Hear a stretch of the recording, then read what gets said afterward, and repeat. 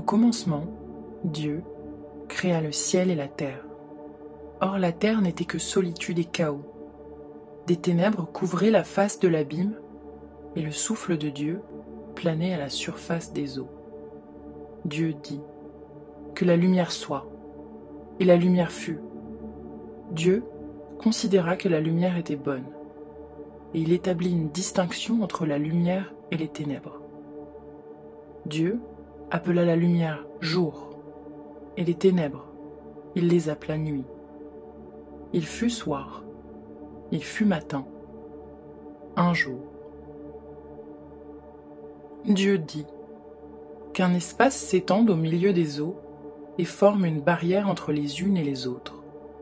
Dieu fit l'espace, opéra une séparation entre les eaux qui sont au-dessous et les eaux qui sont au-dessus, et cela demeura ainsi. Dieu nomma cet espace le ciel. Le soir se fit, le matin se fit. Second jour. Dieu dit que les eaux répandues sous le ciel se réunissent sur un même point et que le sol apparaisse. Cela s'accomplit. Dieu nomma le sol la terre, et l'agglomération des eaux, il la nomma les mers. Et Dieu considéra que c'était bien. Dieu dit que la terre produise des végétaux, savoir des herbes renfermant une semence, des arbres fruitiers portant selon leur espèce un fruit qui perpétue sa semence sur la terre. Et cela s'accomplit. La terre donna naissance aux végétaux, aux herbes qui développent leurs semences selon leur espèce, et aux arbres portant selon leur espèce un fruit qui renferme sa semence. Et Dieu considéra que c'était bien. Le soir se fit, le matin se fit, troisième jour. Dieu dit que des corps lumineux apparaissent dans l'espace des cieux pour distinguer entre le jour et la nuit. Ils serviront de signes pour les saisons, pour les jours, pour les années. Ils serviront de luminaires dans l'espace céleste pour éclairer la terre, et cela s'accomplit. Dieu fit les deux grands luminaires, le plus grand luminaire pour la royauté du jour, le plus petit luminaire pour la royauté de la nuit, et aussi les étoiles. Et Dieu les plaça dans l'espace céleste pour rayonner sur la terre, pour régner le jour et la nuit, et pour séparer la lumière des ténèbres. Dieu considéra que c'était bien. Le soir se fit, le matin se fit, quatrième jour. Bonsoir à tous et merci d'être présents à cette rencontre acadème qui a pour thème Conjurer le déluge, la pensée juive au secours de la terre. Alors, puisque nous succédons à l'équinoxe de printemps, nous pouvons nous rappeler deux choses. La première, que le printemps arrive et que par conséquent la nature n'est pas, comme le soulignait Jean-Jacques Rousseau, un printemps perpétuel. Devant les contraintes du milieu et de son environnement, nous dit encore ce dernier, les hommes ont dû s'associer. La sociabilité de l'homme viendrait en partie de l'alternance des temps, des climats et des saisons. Ce faisant, et en retour, l'homme a aussi modifié son milieu, à plusieurs degrés dans l'histoire et en fonction des espaces géographiques. Cette structure de l'échange homme-milieu devient sans doute asymétrique depuis la révolution industrielle et la mondialisation, qui, à la faveur d'une accélération des échanges et d'une productivité accrue, engendre épuisement des ressources, modification du climat et porte atteinte à la biodiversité et par conséquent aux conditions d'existence de l'homme, du vivant et de la nature. Or, le niveau de cette atteinte, en regard des scénarios dramatiques, prend des proportions bibliques et réactive aussi un imaginaire apocalyptique diluvien. De sorte qu'il serait possible de solliciter une écologie religieuse qui a déjà recueilli dans ses textes des confrontations à ces effondrements de la nature. Dans une économie certes, en revanche, du châtiment, mais qui, somme toute, peut nous renseigner sur les limites du pouvoir de l'homme qui se retourne contre lui, puisque notre inquiétude repose sur cette démesure, mais aussi sur les leviers à solliciter pour repenser notre rapport à la nature. Ces leviers éthiques, narratifs, comment sont-ils déduits des textes de la tradition juive ? Et quels seraient les autres narratifs à conjurer pour reconfigurer notre rapport à la nature? Pour répondre à ces questions, entre autres, nous sommes en compagnie de la philosophe Catherine Chalier, professeure émérite, spécialiste de la pensée juive et de la tradition juive, et de Camille de Toledo, écrivain, enseignant à l'université d'Aix-Marseille, enseignant en création littéraire et en éco-poétique, qui a consacré plusieurs travaux au narratif de l'oubli et de la domination de la nature, mais aussi aux droits de la nature. Merci d'être avec nous. Vous avez entendu juste avant une lecture de la Genèse sur l'ordonnancement de la création du monde, de sorte que nous commencerons par interroger cette dimension avant de passer à la création du vivant et de l'être humain, ce qui rythmera notre discussion. Donc pour commencer notre conversation, je voudrais revenir justement sur la question des éléments, mais sur la question de la création du monde, et de voir si, dans un premier temps, puisque la question, c'est une question morale, d'orientation de nos pratiques, d'orientation de nos comportements, si il n'y a pas une éthique qui est comprise dans la création du monde d'après les textes juifs eux-mêmes. Donc, à savoir que, à partir d'une sortie du néant, la création du monde n'est pas un acte neutre, c'est un acte fondateur qui est déjà valorisé, qui porte déjà une valeur.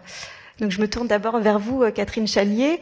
Vous avez consacré un livre justement à la nature dans la tradition juive qui s'appelle L'Alliance avec la nature, où vous mentionnez justement cette éthique de la création. Oui, alors je voudrais quand même m'arrêter un petit peu sur ce texte qui vient d'être lu par cette voix un peu bizarre, parce qu'on ne peut pas répondre à votre question sans réfléchir à ce texte. Le début, le commencement est dans la noirceur, dans le mutisme, dans l'impossibilité de distinguer quoi que ce soit, et je préfère dire le mot en hébreu dans le tohu bohu. Ici, on nous a dit chaos, c'est souvent la même chose, mais fait tohu bohu. Donc, et ce premier moment de la création, il est aussi dans le mutisme. Cette première création, elle n'est pas œuvre de parole. Et c'est seulement dans un deuxième temps que Dieu dit, et à ce moment-là, il y a une première séparation, il y a la lumière qui apparaît et qui est séparée de la nuit, mais la nuit n'est pas les ténèbres, elle est cette part d'éléments sombres qui préparent aussi le jour. Et c'est à partir de cette distinction, et seulement à partir de ce moment où la parole a fait émerger, donc ici nous avons affaire à une parole qui est créatrice, une parole qui fait apparaître, et une parole qui dit que cette distinction entre le jour et la nuit et leur relais l'un à l'autre est bon. Et c'est la première fois que le mot bon est prononcé, et ensuite c'est scandé tout au long du texte. Je ne vais pas faire une exégèse de tout cela. Mais ce que je voudrais ajouter pour montrer combien c'est important, c'est que le tohu bohu, c'est aussi une force. C'est une force ténébreuse, et c'est une force dont nous ne savons pas si la parole créatrice, la parole qui fait émerger des réalités bonnes, est capable véritablement de s'assurer une victoire contre lui. Et j'ajouterai une deuxième chose pour comprendre ce texte. La création, c'est pas un événement qui s'est passé il y a des millions d'années, des milliards d'années. C'est un événement maintenant. Là, tout de suite, ça se passe maintenant, quand on se parle. Et cette création et ce geste de la clarté qui va émerger justement des ténèbres contre le tohu bohu pour essayer de le tenir à distance, ça se passe aussi en nous. Ça se passe aussi dans notre psyché, et j'aurais envie de dire par excellence dans notre psyché. Et donc, l'attitude que nous allons avoir ensuite vis-à-vis de la nature, puisque c'est d'elle dont il est question ce soir, elle sera aussi tributaire, dans la perspective juive en tous les cas, de cette façon de penser la création. La création comme œuvre de parole créatrice, et la parole humaine peut être une parole créatrice, elle peut être une parole qui fait apparaître une réalité bonne, comme elle peut aussi oublier cela et régresser vers le tohu-bohu. Donc c'est ça que je voudrais dire en introduction. Est-ce que vous voulez ajouter quelque chose? Parce que précisément, vous travaillez sur les narratives, donc j'imagine que la parole créatrice est quelque chose qui vous interpelle. Oui. Est-ce que ça va? Je dois pas. C'est très sensible. Je vais faire comme Catherine et je vais prolonger exactement là où vous venez de vous arrêter. Mais je voulais aussi repartir du film parce que en fait, moi, je m'intéresse effectivement à ce qui cloche entre le langage et la vie.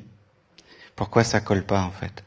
Et dans la vidéo, c'était frappant en fait cette manière qu'il avait de mal prononcer le langage. En fait, ça ne collait pas. Il y avait quelque chose comme une désynchronisation. Alors maintenant, je reprends parce qu'effectivement, je m'intéresse à ce qui cloche. Et je pensais en introduction vous dire deux petites choses. Là où vient de s'arrêter, vous venez de vous arrêter, Catherine, c'est exactement ça. En français, on a de la chance. On a deux mots qui disent assez bien ce malentendu entre le langage et la vie. C'est lorsqu'on dit mal la vie, ça forme le mot malédiction. Lorsqu'on dit bien la vie, ça donne la bénédiction, en fait. Et il y a quelque chose comme ça qui, moi, vu que il y a ce travail d'écrivain, il y a ce travail sur la langue, il y a toujours cette question de est-ce qu'on va bien dire la vie. Et donc le cœur, en fait, de mon travail, y compris dans ce livre qui me fait que je suis aujourd'hui là parmi vous, qui s'appelle Une histoire du vertige, c'est ça. C'est qu'est-ce qui s'est mis à clocher entre nos langages, la manière dont nous encodons la vie et les fonctionnements du vivant. Et le deuxième petit point qui prolonge ce kitov, c'était bien, c'est que on vit un temps aussi assez bouleversant du point de vue des crises de la Terre, diverses et variées, mais il y a aussi un renouvellement profond des sciences de la vie et des sciences de la Terre. Et notamment depuis les années 70, il y a une nouvelle compréhension de l'espace de la Terre que le philosophe Bruno Latour, avec lequel j'ai travaillé, a beaucoup relayé, qui est porté par des scientifiques des sciences de la Terre qui s'appellent Lovelock, James Lovelock et Lynn Margulis. Et c'est l'idée que on doit changer la manière dont on observe notre espace terrestre. Avant eux, on clivait un petit peu. Il y avait les géologues d'un côté qui s'occupaient du non-vivant. Il y avait les sciences de la vie ou des biologistes de l'autre côté qui s'occupaient des sciences de la vie. Et ça rejoint en fait cette chose qui dépasse pour moi la question morale du kitov. Ça n'est pas simplement une position éthique de c'était bien. C'est que la vie, en fait, dans ces nouvelles sciences de la vie, observe comment les différentes formes du monde produisent un espace habitable. Et là, je me décale un tout petit peu par rapport à ce que vous disiez, Catherine, c'est que dans l'histoire du récit des origines de la vie ou de l'émergence de la vie sur Terre, qui repart à quelques milliards d'années, avec l'émergence des bactéries, on comprend aujourd'hui beaucoup mieux la manière dont l'espace habitable de la Terre a été le fruit du travail des vivants. Comment les premières bactéries ont maîtrisé la photosynthèse, comment elles ont par la photosynthèse rejeté de l'oxygène, comment nous vivons, nous, des déchets oxygène des plantes, comment en fait il y a un ensemble d'entrelacs symbiotiques qui font qu'il y a eu vie. Et à chaque fois que je vois émerger en fait une nouvelle compréhension dans les sciences de la vie ou les sciences de la Terre, j'en viens à me dire, mais alors qu'est-ce que nous disons mal, nous, dans l'encodage, dans le langage? Qu'est-ce que l'on a mal dit en fait? Qu'est-ce que qu'est-ce qui nous a conduit à différentes formes de malédiction? Tu parlais de châtiment. Donc c'est les deux premières petites choses que je voulais remarquer en partant de ce Adam qui cloche, qui parle pas très bien. Mais justement, vous parlez d'une suspension de la question morale, là, que ces habitats dépassent, l'étude de ces habitats dépasse la question morale. Mais le fait de dire que la création est bonne, est-ce que vous ne pensez pas, vous me dites ce que vous en pensez, que ça crée une espèce d'attachement affectif primitif ou primordial au monde qui est important dans la mesure où il empêche un autre genre de pensée qui nous rendrait étrangers au monde ou qui aurait dans lequel on aurait le sentiment que le monde nous est étranger ou que le monde nous est hostile, que ce monde n'est pas le nôtre, etc. Donc en fait, l'idée qu'il y ait une valorisation de la création comme étant bonne, ça veut dire il y a déjà, elle comprend cette morale de l'attachement, et donc elle conjure ce que vous appelez les narratifs de la séparation. Je ne sais pas ce que vous en pensez peut-être, Catherine Chalier. Oui, je suis d'accord, et en même temps, ça me permet de préciser par rapport à ce que vient de dire Camille, que bien sûr, le texte de la Genèse, de Bereshit, du commencement, on ne peut pas le comparer purement et simplement avec les données actuelles, donc sur la genèse de la création, telle que la science nous permet de le trouver. C'est deux types de textes qui ne sont pas du tout sur le même plan. Sauf si on est un fondamentaliste et qu'on croit que la création s'est vraiment passée comme ça, mais enfin c'est pas mon cas.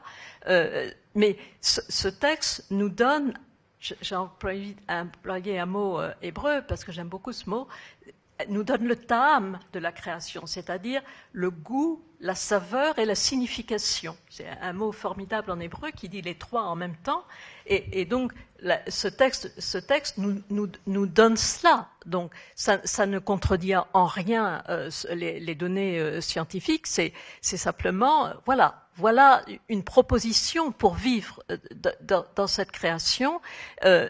Voilà, qu'est-ce que vous allez en faire? Quand tout lecteur du texte de la Genèse sait que ça se passe pas forcément bien par la suite. Mais voilà, c'est une proposition, et cette proposition, donc, comme vient de le dire Vijay à l'instant, elle va insister, et on va y revenir sûrement encore, sur ce mot tov, c'est bon. Donc, il y a pas dans ce premier récit de négation de quelque chose qui soit mauvais. Mais j'insiste, il y a quand même cette menace du tohu-bohu qui peut ressurgir, et qui peut ressurgir en nous-mêmes, entre nous. Et voilà. Donc ça c'est très important. Et qu'est-ce qui peut le conjurer? C'est la parole qui dit tov, et qui le fait, et qui le pense, et qui le vit. Donc c'est ça, cette proposition de sens du texte de la Torah. Alors il y a aussi autre chose. Je précise juste une chose, c'est que je parlais du récit, de l'autre forme de récit qui naît des sciences de la terre et des sciences de la vie, simplement pour dire que notre position de moderne, c'est d'être entre des encodages différents, qui ont différents régimes de vérité, qui se juxtaposent. Et donc il y a ce narratif biblique dont on doit reprendre l'interprétation, et il y a les différents récits des sciences qui eux-mêmes changent au fil du temps. Mais notre condition, c'est une condition où le langage, disons, cloche. Il ne dit pas tout à fait ce qui est. Il ne dit jamais bien la vie, en fait. Il essaye de bien la dire. Et donc, lorsqu'on est dans une position d'interprétation, à partir du Kitov, on fait déjà œuvre d'interprétation. On dit, on va assigner un certain nombre de valeurs à cet encodage-là, qui est le narratif biblique. Mais pourquoi parlez-vous d'encodage? C'est le code, c'est un code alphabétique, un code, c'est des lettres. Vous parlez dans le livre du Sefer Yetzira, avec l'histoire des lettres qui ont précédé la création, avec cette création qui naît des différentes lettres qui passent pour savoir qui va pouvoir commencer le récit de la création. Il y a quelque chose qui relève du code. C'est un code, Aleph, Bet, Gimel, enfin c'est le code. Oui, c'est le code, mais enfin le texte, je comprends ça. Ça, c'est les réflexions mystiques sur les lettres de la création. Mais quand on lit le texte biblique, c'est une parole. C'est une parole. Vayomer Elohim, il dit. Donc c'est une parole. Et toute parole n'est pas un encodage. Une parole telle que la parole de ce texte, c'est une parole qui fait émerger, qui donne réalité, qui appelle à exister. Alors, je pense que c'est là que va se situer un peu l'enjeu de cette conversation, c'est que j'entends tout à fait cette performativité de la parole, pour reprendre, ou du langage, et je pense qu'en même temps, si on met trop de foi dans la performativité du langage, ça engage en fait un certain nombre de malédictions. C'est qu'en fait quand on se met à trop croire dans les formes d'envoûtement performatif de la langue, mais je pense que je suis pas pour tout de suite anticiper. Je pense que Avishag, il faut que tu déroules aussi un petit peu ce qui était ton programme pour qu'on avance un petit peu dans la conversation. Mais en tout cas, il y a chez moi quelque chose qui toujours prend garde à ce qui cloche dans la parole ou le langage ou le code. On va y revenir. Bon, c'est des questions complexes de savoir dans quelle mesure est-ce que le langage peut coller aux choses. Je pense que vous citez tous les deux Michel Foucault et Les mots et les choses pour voir dans quelle mesure le langage est une médiation qui n'accède jamais à son objet ou dans quelle mesure ça peut accéder à la réalité. Mais je reviens évidemment sur l'éthique de la création parce qu'il y a quelque chose d'important par rapport à la perspective écologique. C'est que vous disiez tout à l'heure, il y a cette présence possible du tohu-bohu. Il y a la dimension du déluge évidemment dans la Torah. Ça veut dire qu'il y a une dimension d'inquiétude liée à la création, à la possibilité de son effondrement, qui est liée sans doute à la temporalité de la création, c'est-à-dire qu'il y a un monde créé, si le monde commence, il peut finir, dans quelles conditions. Et donc, ça crée peut-être nécessairement aussi, dans ce prolongement moral, une obligation de responsabilité de l'homme. C'est-à-dire que si ce monde créé commence, est-ce que il faut le parachever? Est-ce qu'il y a un rôle là d'emblée dans la création du monde qui est énoncé de cette manière pour la responsabilité? Oui, mais alors là, c'est pas encore si on commentait simplement le début qui a été lu, donc c'est pas encore, parce que il y a la lumière, les étoiles, donc c'est une création dans laquelle plus tard, on va y venir tout à l'heure, je crois, Adam va apparaître. Donc, et il apparaît justement dans une création qui lui sera confiée, mais qui a commencé bien avant lui, et qui lui, il est le dernier venu dans cette création, dans le texte. Alors, en effet, la responsabilité lui sera remis. Mais si on reste à ses premières paroles, c'est simplement le fait même d'une création qui est décrétée comme bonne. Alors, le mot, le nom de Dieu qui est employé dans le texte biblique ici, c'est Elohim. Et Elohim, dans différentes interprétations qui en sont faites, c'est justement celui qui est le maître des forces, donc qui va créer tout cela. Donc voilà. Et ensuite, il va aussi parachever cette création avec la venue de l'homme. Mais je ne sais pas s'il faut en parler maintenant. On peut en parler maintenant. Je dis ça aussi parce que il y a une phrase dans votre livre qui m'a beaucoup plu, qui cite le Talmud, où il est question de cette forme de solidarité universelle qui existe dans la création du monde. Et vous dites, lorsque quelqu'un pleure la nuit, les astres pleurent avec lui. Donc c'est dans cette espèce, même s'il y a une création du monde au sein de laquelle il va y avoir ensuite des formes de séparation entre les eaux, etc., il y a quand même une unité qui demeure. Et cette phrase du Talmud que je ne connaissais pas et que je trouve très belle, quand quelqu'un pleure, les astres pleurent avec lui, je pense que c'est une dimension importante qui est apportée par la tradition juive, c'est-à-dire cette unité, voire cette union, voire cette communion en fait avec la création. Oui, c'est-à-dire que le mot séparation, en effet, tout le récit, les autres passages aussi de la création va de pair avec l'idée de séparation, mais l'idée de séparation n'est pas du tout, et là peut-être il y a dans le livre de Camille des passages avec lesquels je ne serais pas d'accord sur ce point, l'idée de séparation n'est pas du tout vécue comme une désolation.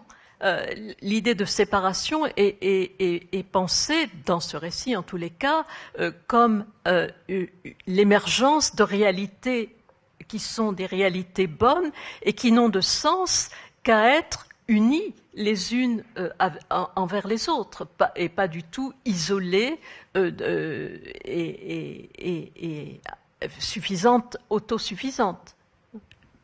Alors justement, là on peut peut-être en parler.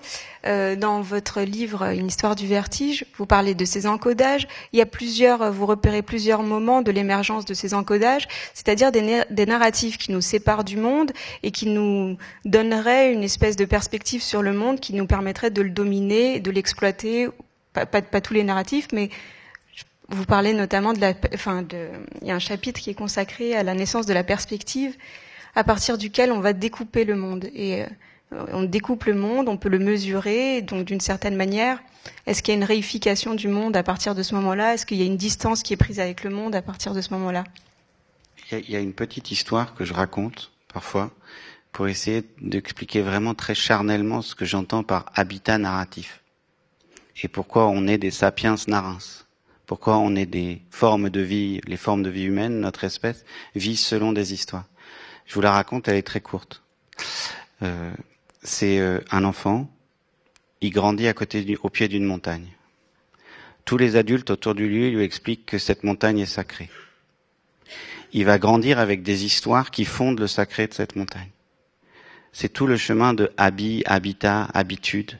Il s'habitue à cette montagne et il conçoit ses liens à la montagne à partir d'un tissu narratif. Ça, c'est la façon dont nous vivons. Nous grandissons dans des histoires. Le narratif biblique produit ça en nous c'est qu'il nous attache au monde d'une certaine manière. Et maintenant, dans l'histoire que je raconte, arrive quelqu'un. Et il trouve cet enfant au pied de la montagne, en train de lui parler, peut-être d'échanger avec elle. Et cette personne arrive et lui dit, tu parles à la montagne ? Mais la montagne n'est pas sacrée. Et l'enfant, lui, a grandi selon ce tissu narratif. Ce qui le lie, les fils du langage qui le lie à la montagne, c'est le fait que c'est, mettons, peut-être un ancêtre, une ancêtre, qui se trouve dans cette montagne, etc. Et cette personne lui dit, non, il n'y a pas d'ancêtre, il n'y a pas de sacré. Peut-être cette personne va lui dire, cette montagne, c'est simplement des roches qui sont absolument pas sacrées. Et il va imposer une vision, disons, moderne, qui est un autre habitat narratif, où cette montagne n'est pas sacrée. Peut-être cette personne va lui dire, non, la divinité est pas là, dans la montagne. Elle est quelque part. On peut pas la voir. Ce qui va se passer dans l'habitat de l'enfant, c'est que c'est comme si quelqu'un arrive chez vous, prenait son habit et introduisait une déchirure. Tout d'un coup, en fait, il est face à deux récits. Ce qui le lie à la montagne, les fils du langage, les fils des mots qui le lient à la montagne, sont déchirés. Ça, c'est notre condition. Quand on parle de narratif biblique, et que je viens par exemple avec un autre narratif qui est le narratif de la science, ou un autre narratif qui serait un narratif animiste, ou si je prenais les différentes catégories des ontologies d'un anthropologue comme Philippe Descola, disons analogique, totémique, analogique, etc. À chaque fois, on parle de différentes manières de se lier au monde. Ce sont des habitats narratifs. Être moderne, c'est vivre entre différents habitats narratifs et vivre avec cette déchirure. Et ce que je tiens à dire, parce que je reviens sur cette question de la performativité du langage, c'est qu'il y a énormément le style même, si on analyse comme un style le narratif biblique, y compris en hébreu, on voit qu'il y a cette performativité du langage. Il y a, il y a eu le jour, il y a eu la nuit, c'est très, comme ça, les choses sont, la parole produit, vous avez raison, Catherine, la parole produit quelque chose. Mais c'est un narratif. Et ce qui va se passer, c'est qu'effectivement, au fil du temps, et le temps présent qu'on a à penser, disons notre urgence, c'est pourquoi on parle de déluge, d'apocalypse, pourquoi il y a des méga-feux, là on parle de sécheresse, etc. C'est l'histoire de la séparation. Nous sommes, en tant qu'espèce humaine, très séparés. Et si on fait l'histoire de cette séparation, une des questions, ça va être, est-ce que le narratif biblique nous aide à nous lier au monde, ou est-ce qu'au contraire, il aggrave la séparation ? L'œuvre d'interprétation dans laquelle nous sommes tous lancés, c'est est-ce que par nos interprétations du narratif biblique, si nous décidons de le faire persister, ce qui est mon cas, est-ce qu'avec ce narratif biblique, on peut retisser, un peu recoudre les liens de l'habit déchiré, ou au contraire, on le maintient dans des interprétations qui continuent, qui font persister l'histoire de la séparation. Voilà, je m'arrête là parce que je ne vais pas raconter toutes les différentes phases de cette histoire de la séparation, mais le moment, l'urgence dans laquelle nous sommes dans l'interprétation de ce narratif, pour moi, elle est là. Ça va ? Mais je voudrais préciser quelque chose, c'est que ce narratif biblique, nous l'avons écouté comme cela, dans son pshat, dans son langage, voilà, tel qu'il est. Bon, mais ce narratif, dans la tradition juive, il est sans cesse interrogé et réinterprété. Nous vivons avec ce texte. Il ne nous sépare pas du monde. Nous posons à ce texte aussi des questions qui sont des questions issues de nos vies bien concrètes, de nos vies charnelles, de nos vies inquiètes, de nos vies, j'allais dire, persécutées dans certaines conditions. Et les questions qui sont posées au texte sont des questions qui en renouvellent toujours le pouvoir de signification. Et la grandeur de ce texte, à travers les siècles, c'est aussi justement ce pouvoir de signification qui grandit, mais qui grandit avec nous et qui grandit avec nos questions. Et loin de nous séparer du monde, il nous permet aussi d'avoir quand même un orient, une boussole, qui nous permet peut-être de ne pas désespérer. Vous voulez ajouter ? Je dis un mot encore sur cette performativité de la langue, justement. Et je partage ce que vous venez de dire, Catherine, et je partage le souhait de réinterpréter sans cesse et de faire que ce narratif biblique fasse partie de la vie. Et ça, c'est tout à fait partagé. C'est loin de moi l'idée qu'on puisse disqualifier un narratif biblique, ça n'aurait aucun sens.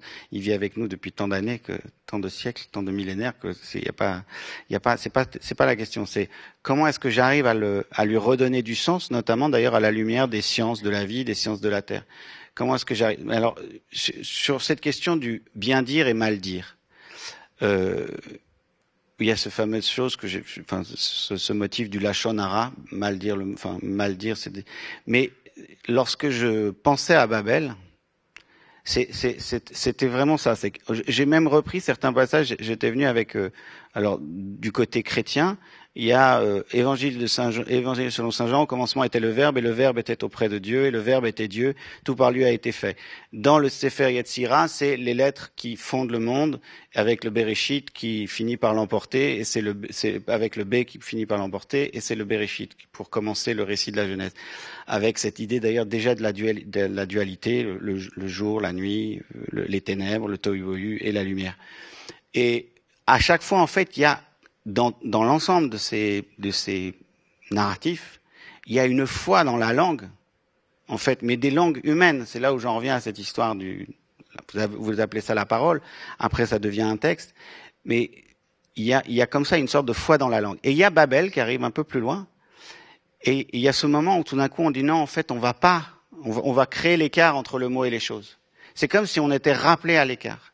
Et pour moi, une des grandes leçons d'ailleurs de l'interprétation sans cesse reprise de ces narratifs bibliques, c'est que c'est précisément qu'il y a ellipse, il y a écart, il y a des non-dits, il y a des choses qui sont à éclairer. Sans cesse, on va creuser en fait dans ce qui ne colle pas ou pas tout à fait dans le narratif biblique. Et à chaque fois, en fait, c'est faire persister cet écart, c'est penser dans l'écart. Et pourquoi moi ça m'importe tant de penser dans l'écart entre les mots et les choses, de penser dans l'écart entre le narratif biblique et la vie, de penser dans l'écart entre les histoires qui fondent nos manières d'habiter et la vie, c'est qu'en fait nous vivons à l'heure de ces déchirures en fait. La façon dont nous avons encodé le monde, de diverses manières, a conduit notamment à diverses formes de disparition. Et que dans le fait de nommer, il y a toujours le risque de faire disparaître. Vous parliez des moments de péril, mais lorsque Klemperer étudie la langue de l'extermination, il parle d'une langue qui tue. Donc le mot, le langage, y compris la parole, c'est déjà presque un pharmacone. Ça peut tuer, ça peut détruire, et ça peut créer la vie, ça peut la sauver. Et ce qui me semble important, avec cette idée de l'écart et du vertige entre le mot et les choses, c'est sans cesse de garder à l'esprit ce pharmacone, ce côté, cette ambivalence du langage, de jamais trop croire, de toujours penser avec l'écart. C'est comme ça que j'avance, moi, quand je reprends ces narratifs. Je pense que la question aussi ici, c'est de savoir, le mot c'est une chose, le mot et son rapport à la chose c'est une chose, mais voir dans quelle pensée est-ce qu'il est impliqué. C'est-à-dire qu'il y a aussi le mot n'existe pas de manière autonome, il y a un contexte de pensée, et il me semble que selon vous, il y a des narratifs qui sont plus fautifs que d'autres, non ? C'est-à-dire, donc, il y a des formes de pensée ou de rationalité qui sont destructrices. Donc c'est pas seulement en général notre manière. Enfin, je sais, vous me dites si je me trompe, c'est pas juste notre rapport au langage, mais c'est des formes de pensée. C'est aussi, ça dépend de nous. Pharmacon, vous avez dit, mais les rabbins du Talmud le savent très bien. Ils disent la Torah, ça peut être un sam mavet ou un sam chaim, un remède de vie ou un remède de mort. Mais ça dépend de nous. Ça dépend de notre façon d'utiliser cette parole. Moi, je préfère ce mot, cette parole, pour qu'elle justifie notre propre violence, nos propres turpitudes, nos propres. Si on veut trouver des textes qui justifient notre violence et le fait d'assassiner son prochain, on peut toujours trouver des passages qui vont essayer de nous justifier, mais c'est tout à fait une possibilité. Mais il me semble que justement, la tâche, c'est d'essayer dans la mesure du possible, de se souvenir toujours que le commencement est bon, le commencement est tov, et que même quand il est recouvert par plein de choses absolument mauvaises, même en nous-mêmes, à commencer par nous-mêmes, s'il y a un espoir, c'est de retrouver ce chemin-là, c'est-à-dire que la parole soit à l'écoute justement de ce qui était au commencement. On peut pas rebâtir sur des ruines. On est obligé de partir de quelque chose de bon, de quelque chose de créateur, futif, très ténu. L'histoire de cet enfant que vous avez dit, très bien, mais, enfin c'est pas très bien, mais s'il peut se souvenir au moins d'une parole bonne qu'il a entendue, alors il pourra aller avec cette démystification qu'on lui aura produit et qui l'aura sûrement meurtri. Mais on a tous en nous quand même quelques paroles bonnes, et c'est celle-là qu'il faut aussi écouter, et c'est celle-là qui nous donne aussi la force de ne pas avoir des comportements destructeurs. Non, il n'y a pas à répondre. Je pense que je serais d'avis plutôt d'avancer dans le narratif. On s'est arrêté au jour 4, n'est-ce pas ? Au jour 5 arrivent les différentes formes de vie, espèces végétales, animales, puis la silhouette de l'humain.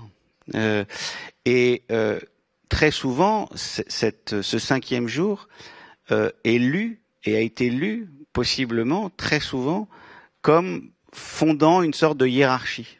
Je crois que vous vouliez aborder ça, c'est pour ça que je ne veux pas anticiper c'est sur ce que vous pensiez dérouler. Mais on voit très bien que les hiérarchies, par exemple, ne coïncident plus avec ce qu'on sait de la manière dont est la vie, dont est la vie bonne. La hiérarchie qui est posée au 5e jour, c'est une hiérarchie, j'ai repris les termes,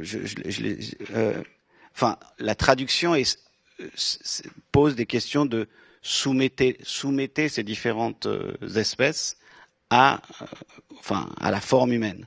La forme humaine, la silhouette humaine, ce premier humain a en quelque sorte un droit sur les choses. Et c'est comme ça, je suis moi de formation aussi juriste, de sciences politiques, on voit très bien comment le narratif biblique a nourri en fait un certain droit qui a mal dit la vie. Et donc, nous, on est les enfants de ce qui a cloché, de ce qui a été mal lu. Et sans cesse, on est dans la reprise de ce travail pour essayer de donner une autre interprétation, pour maintenir le narratif. Mais ce moment de la hiérarchie, il est là, il est posé. Est-ce qu'on doit l'écouter, le texte? On va y revenir. Je voulais juste mentionner quelque chose d'autre par rapport à cette question des éléments, la création des éléments. Et après, on passera au vivant et à cette question des hiérarchies. Ce qui fait débat ici, ou ce qui pose problème, c'est ce moment où il y a eu séparation entre l'homme et le monde, savoir quelle est la distance que ça a créée, est-ce que cette distance a été fautive, et est-ce que cette distance a créé une permission à la domination du monde. Ensuite, est-ce que cette séparation, elle a créé une forme d'isolement de l'homme dans le monde, est-ce que cet isolement, c'est une forme de désespoir, est-ce que ça lui donne le sentiment d'une condition exilique, d'être un étranger dans ce monde, etc. Et je voulais juste revenir sur une autre dimension, c'est-à-dire que pour qu'il n'y ait pas ce sentiment d'isolement, il faut éventuellement se sentir sollicité par la nature aussi. C'est-à-dire de voir quel est cet échange. Je parlais en introduction de l'échange entre l'homme et son milieu. Est-ce qu'il y a dans la Torah, dans la tradition juive ou dans d'autres narratifs, des indices de cette sollicitation de la nature à l'égard de l'homme? Et tout à l'heure, il y avait cette phrase du Talmud où les astres pleurent en même temps que l'homme, mais vous consacrez aussi tout un chapitre à l'esthétique, à la contemplation en fait du paysage dans la Torah. Vous dites aussi que cette beauté, elle n'est pas suffisante, mais cette beauté-là, c'est quand même quelque chose qui nous sollicite et qui nous attache également au monde. Oui, et donc quand un regard tombe sur elle, parce que j'en étais restée au début des versets, donc c'est le regard donc qui l'a dit bonne, mais nous pouvons retrouver aussi ce regard. Il y a dans la tradition juive des penseurs qui ont été particulièrement sensibles à la beauté de la nature. Je n'en citerai qu'un seul exemple, Rabbi Nachman de Bratslav, qui pour lui la nature était une source de réconfort, et il en parlait, et en ajoutant que chaque endroit précis a son propre nigun, a sa propre mélodie. Et donc il était très très attentif et à l'écoute aussi de cette nature, pas simplement de la regarder, mais aussi de l'écouter. Donc ce début tel que nous l'avons entendu, c'est un début où nous pouvons déjà voir la beauté, mais où nous pouvons aussi l'entendre. Et il y a des textes de la tradition, mais bien sûr, c'est une création. Vous employez aussi le mot sacré. Elle n'est pas sacrée. Elle n'est pas sacrée. Elle est créée. Et elle est pas.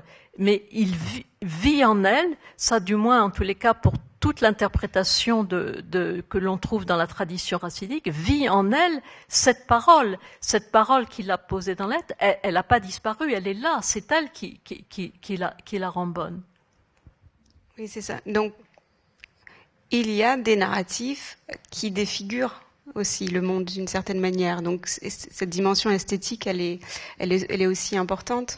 Surtout, je crois que vraiment on est dans l'ambivalence de ce narratif. Ce narratif, il peut être pris et entendu, et je souhaiterais qu'il le soit, largement entendu, comme Catherine Chalier l'entend.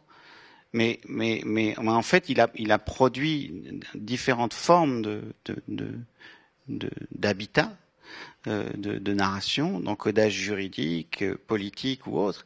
Et donc dans mon histoire avec l'enfant, si quelqu'un soudain, c'est de la lecture, mais j'anticipe sur la discussion.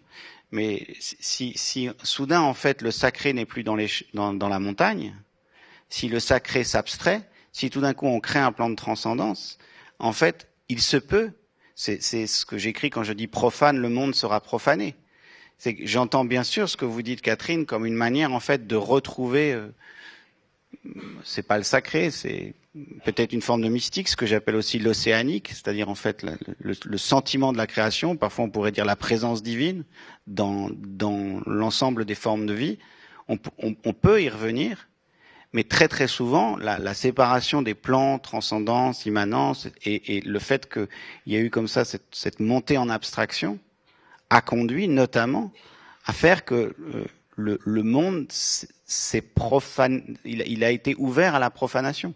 C'est-à-dire que le moment où en fait la montagne n'est plus sacrée, je lui reconnais plus une dignité d'être, alors en fait je peux potentiellement l'utiliser et l'exploiter.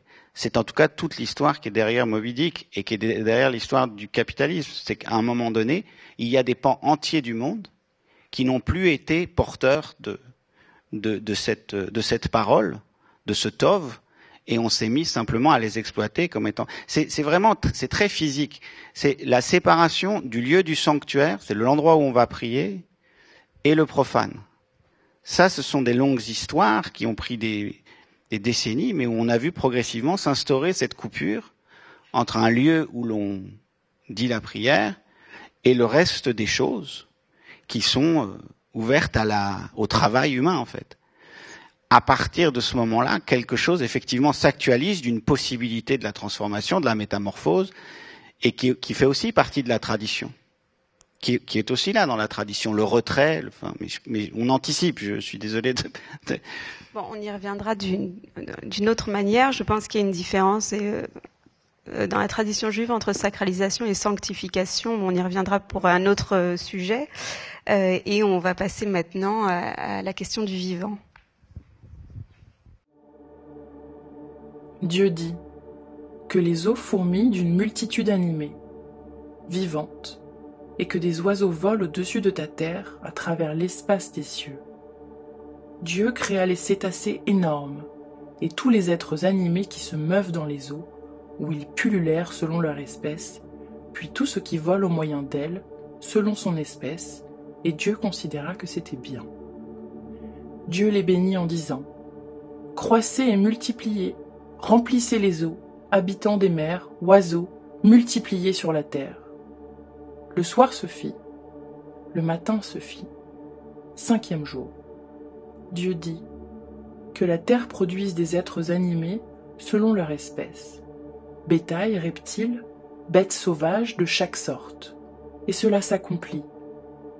Dieu forma les bêtes sauvages selon leur espèce, de même les animaux qui paissent de ceux qui rampent sur le sol. Dieu considéra que c'était bien. Dieu dit « Faisons l'homme à notre image et à notre ressemblance, et qu'il domine sur les poissons de la mer, sur les oiseaux du ciel, sur le bétail, enfin sur toute la terre et sur tous les êtres qui s'y meuvent. » Dieu créa l'homme à son image. C'est à l'image de Dieu qu'il le créa. Mâle et femelle furent créés à la fois.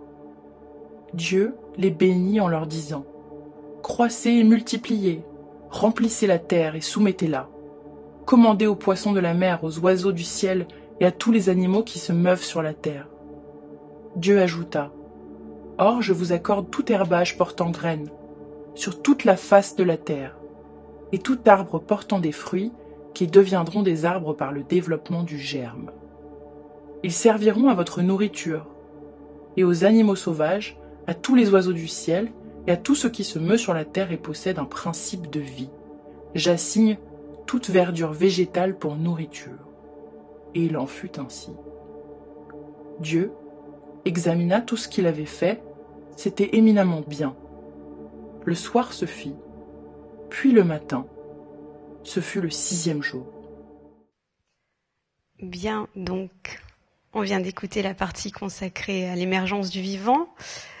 Comme nous le savons, l'écologie actuelle s'interroge beaucoup sur la hiérarchie du vivant et la possibilité de dépasser cette hiérarchie et d'interroger le spécisme ou l'antispécisme. Et on repense, de toute façon, on est amené à repenser la condition animale du point de vue de sa souffrance et de la domination que l'homme ferait sur le monde animal. Que nous dit cet extrait sur la répartition du vivant? Je voudrais remarquer 2-3 petites choses sur cet extrait. D'abord que tous les animaux sont créés selon leur espèce. Donc ça, c'est une chose très importante. Et il leur est commandé de croître et de multiplier, et c'est une bénédiction. Donc la fécondité est une bénédiction. Donc je rentre pas dans les détails de chacun. Bon, alors ensuite, Adam, plutôt que l'homme, Adam est créé le même jour. C'est très important. Il est créé le même jour que tous les animaux, aussi bien ceux de la terre que de la mer, de l'air. Il est créé le même jour, mais il est créé d'une façon extrêmement différente, parce qu'il est créé non pas selon son espèce, il est créé unique. Ça, c'est très important. Il est créé unique, masculin et féminin. Je ne vais pas développer ce point parce que ça serait un autre sujet. Il est créé unique, masculin et féminin, et il est créé, bien, ça c'est très important par contre, Betselem Elohim, à l'image de Dieu. Betselem Elohim, et à sa ressemblance, Bedemut. Alors cette ressemblance, dans le texte biblique, vous ne trouverez aucune définition de ce que cela signifie.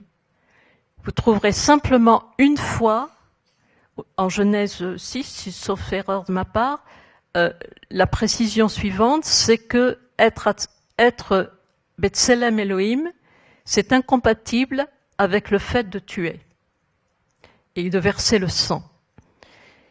Donc, si je précise ça, c'est parce que vient après les verbes que Camille a soulevés a remarqué tout à l'heure et qui sont en effet bien dans le texte biblique, pour en déduire une hiérarchie et une possibilité de maltraitance des autres vivants, indéniablement qui existe. Je ne suis pas naïve, mais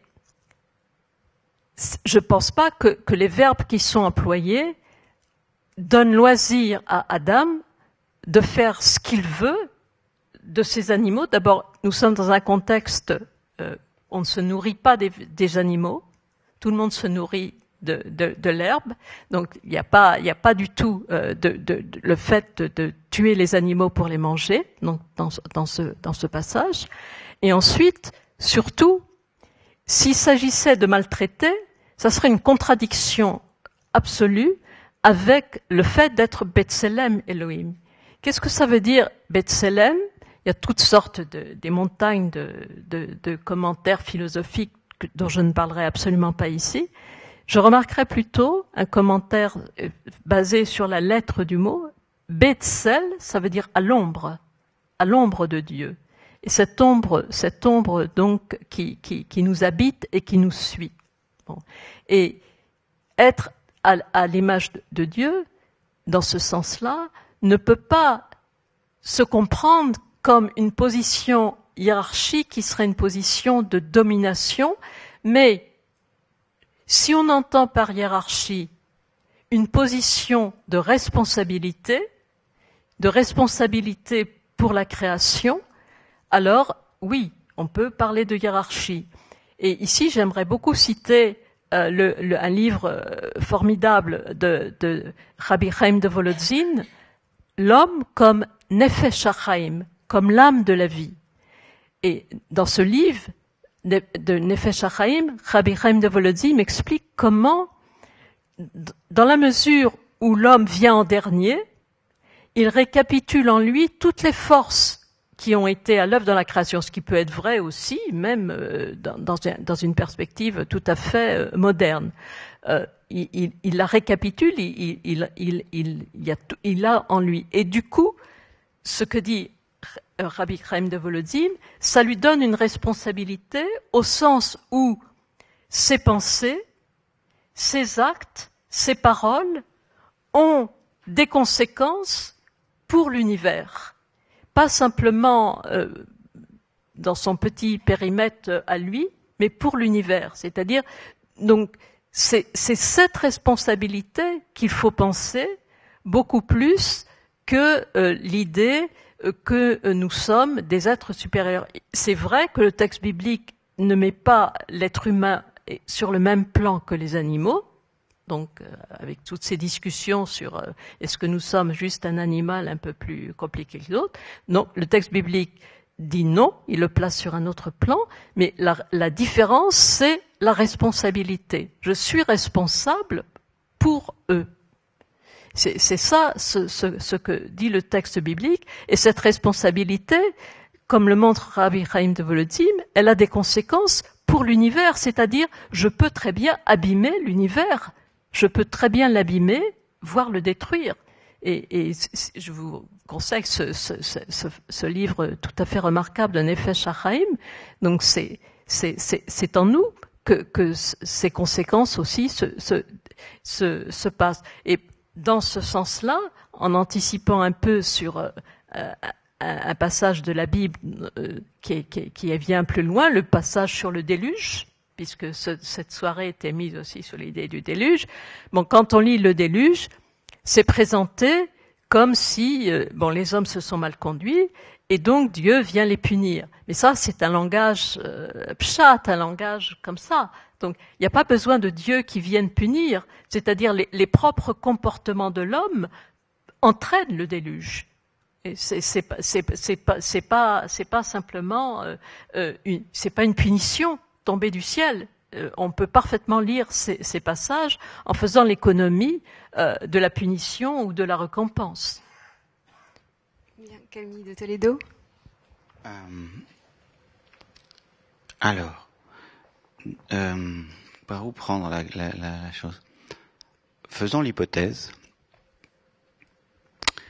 que le pshat, au fil de l'histoire, a parfois été mal compris.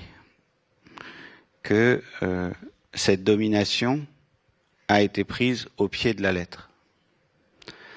Faisons l'hypothèse que l'idée de domination ou de cette hiérarchie se soit retrouvée dans des systèmes juridiques, dans le programme ou la phrase fameuse de Descartes, nous rendre maîtres et possesseurs de la nature.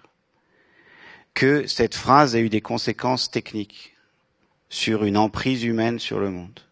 Faisons l'hypothèse, en fait, déroulons une mauvaise interprétation qui ne soit pas seulement celle que vous proposez de la responsabilité. Faisons l'hypothèse que tout ça a eu lieu. Faisons l'hypothèse que le philosophe Charles de Beauvel, au XVe siècle, lorsqu'il élabore sa pyramide des vivants, soit plus ou moins inspiré par ce narratif-là. Faisons l'hypothèse que nous, à l'heure actuelle, soyons en fait les enfants de cette hiérarchie du vivant. Et dans la pyramide du vivant de Charles de Beauvel, il y avait la colonne des minéraux, des roches, le plus bas niveau de conscience dans son système de pensée, puis venaient les végétaux, puis venaient les animaux, puis au sommet de la hiérarchie des êtres, Adam.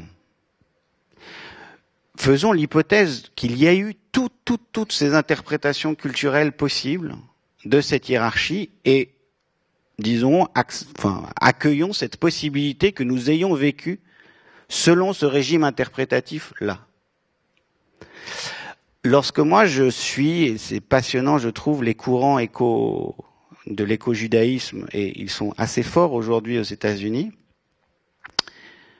il y a quelque chose de très très inspirant en fait dans l'éco-judaïsme qui va chercher d'autres interprétations, qui va reprendre le terme Adam, qui va le mettre avec Adama, qui est exactement à peu près la traduction de Chouraki lorsqu'il dit le glébeux. Qu'est-ce que fait Chouraki lorsque, au lieu de l'homme, il appelle le glébeux ? En fait, il va chercher ce qu'il y a dans l'hébreu, c'est-à-dire la conjonction, l'inséparabilité de la matière humaine avec la matière de la terre.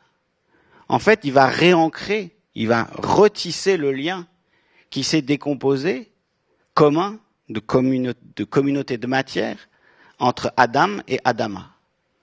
Une terre qui a pris forme. Nous serions ça, finalement, peut-être. Une terre, des matériaux qui ont pris forme. Pourquoi ça m'intéresse lorsque je vais chercher ou lorsque j'entends ces formes-là d'interprétation des courants de l'éco-judaïsme? C'est qu'en fait, ils vont non seulement réancrer, mais ils vont en plus soutenir une réalité physio-biologique. C'est-à-dire, on sait à peu près qu'on est 60, 70%, 80% d'eau, on a du calcium. En fait, on a la table des éléments de Mendeleïev. Donc, on est une matière animée. Qu'est-ce qu'on sait aussi du point de vue des sciences de la vie? Que, si on prend le livre de Peter Foll-Leben sur comment les arbres communiquent, c'est vraiment un livre assez grand public, mais si on va chercher d'autres textes un peu plus savants, des botanistes, de Francis Allais, de Ernst Kircher, ce qu'on voit, c'est que les arbres, non seulement sont des vivants, mais en plus qu'ils échangent des informations et accessoirement que le système forestier est une forme de conscience avec ce fameux réseau d'intelligence qui passe par les racines et les champignons et qui s'informent les uns les autres. Si on reprend ce que j'avais mentionné au début, c'est-à-dire les travaux des sciences de la Terre de James Lovelock et Lynn Margulis et les Earth System Science qui étudient le comportement de la Terre. C'est-à-dire, c'est très concret, hein, c'est les réactions de la Terre à nos actions humaines. Comment la Terre est un organisme qui réagit. Comment est-ce qu'en permanence elle accomplit des opérations intelligentes, ce qu'on appelle l'homéostasie terrestre, c'est-à-dire qu'elle cherche à maintenir des conditions favorables à la vie. Alors, en fait, on a une toute autre répartition de ce qu'on appelle conscience, en fait. Il y a des consciences de systèmes, il y a des systèmes qui ont des consciences, il y a des consciences qui s'isolent, c'est plutôt la forme de la conscience de Adam, mais en tout cas, il y a une autre répartition des choses. Donc, il y a non seulement une communauté de matière, mais il y a en plus une remise en cause, en fait, de la répartition de ce qu'on appelle conscience, voire même de ce rôle réservé à la responsabilité. Et si je tire l'interprétation de la responsabilité, que j'admire, que j'apprécie, et qui vraiment a un sens d'un point de vue de la situation écologique. Mais, et on va l'aborder avec la question de la cessation et du Shabbat, c'est qu'en fait, si on ne croit pas qu'il y a une intelligence du vivant, si on pense que nous sommes la seule intelligence, nous sommes le seul esprit, nous sommes la seule conscience. En fait, on fait cette erreur plutôt prométhéenne de dire en fait, donc nous avons la responsabilité face au dérèglement.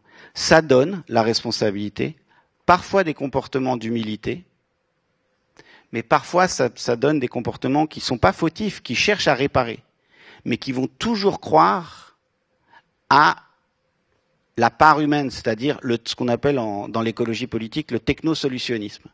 C'est-à-dire, puisque nous sommes responsables des maux que nous avons causés à l'espace de la Terre, alors nous, humains, qui sommes au sommet de la pyramide des vivants, je reste dans cette hypothèse interprétative, et nous avons la responsabilité, alors nous allons trouver des solutions. Et l'époque abonde de celles et ceux qui nous disent « j'ai des solutions ». Je prends mes responsabilités. Vous voyez, quand on entend les hommes politiques dire « je prends mes responsabilités », je finis juste, c'est que, et j'annonce presque la suite de la discussion, c'est que la sagesse du texte et du narratif biblique, c'est qu'il inclut la cessation, il inclut le repos, il inclut l'arrêt, il inclut même une ellipse qui est, il ne dit pas ce qui se passe pendant le jour et la nuit, mais la nuit, la vie travaille. La vie accomplit des opérations de réparation en nous, et en dehors de nous. Une forêt, lorsqu'on la laisse tranquille, elle se répare. On sait qu'une forêt produite par la technique et la responsabilité humaine est une forêt qui ne stocke pas de carbone, parce que c'est une forêt toute neuve, produite par les mains humaines. Une forêt qu'on a laissée en libre évolution est une forêt qui participe aux mécanismes généraux de la vie. Donc, pour moi, la perspective de la responsabilité trouve ici, en fait, sa limite. Heureusement pour nous tous ici, la contrepartie est déjà dans le texte, puisqu'il y a la cessation. Il y a le moment où on nous dit « arrêtez, arrêtez ». Arrêtez de croire que vous êtes la seule conscience. Arrêtez de croire que vous avez la responsabilité. Remettez-vous à croire dans cette intelligence terrestre par la cessation. Laissez en repos. Reposez vos questions, reposez votre place, déplacez-vous. Et c'est là où en fait la pyramide de Bovel, et j'en finis là-dessus, s'inverse, où elle se modifie plus exactement. C'est que c'est plus des colonnes pyramidales, c'est des entrelacs, c'est des symbioses, c'est des emmêlements, c'est Adam et Adama ensemble, trait d'union. Voilà un petit peu mon moment, et c'est pour ça que je suis si inspiré par les courants de l'écologie. Mais Ce que je voudrais dire, c'est que plusieurs choses. D'abord, le pauvre Descartes, il ne faut pas le rendre responsable de cette expression se rendre maître et possesseur de la nature ne signifie pas allez-y, faites n'importe quoi. C'était le XVIIe siècle a justement découvert toute une possibilité de développer la science, et en particulier donc c'est le développement de la physique, et Descartes n'était pas un technicien et ne voulait pas du tout c'était simplement c'était comprendre la nature, comprendre les lois qui l'habitaient, et savoir comment elle pouvait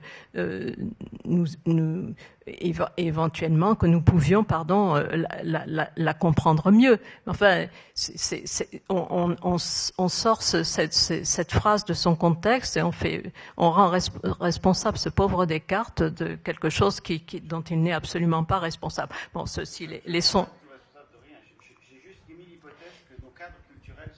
Oui, mais enfin, c'est quand même un peu simplificateur. Comme aussi dire que voilà, on a fait une mauvaise interprétation de la Bible et on a décidé qu'on pouvait faire n'importe quoi avec la nature. Enfin, je ne suis pas du tout sûre que ça soit exact.